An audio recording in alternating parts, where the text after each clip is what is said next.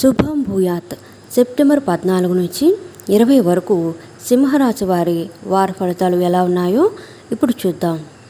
సింహరాశి మఖ, పుబ్బ, ఉత్తర 1వ పాదం. అదృష్ట యోగం సూచితం. మనోబలంతో కొత్త పనులను ప్రారంభించండి. వ్యాపార పరిధి పెరుగుతుంది. ఆర్థిక ఫలితాలు అనుకూలంగా ఉంటాయి. స్థిరాస్తి వ్యవహారాలలో కలిసొస్తుంది. కీర్తి పెరుగుతుంది.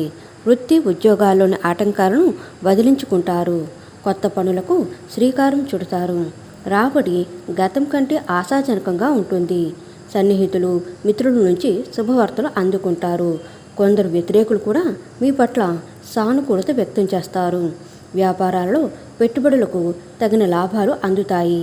ఉద్యోగులకు కొత్త బాధ్యతలు దక్కవచ్చు. వైద్య రంగం, క్రీడాకారులకు ఉత్సాహవంతమైన కాలం.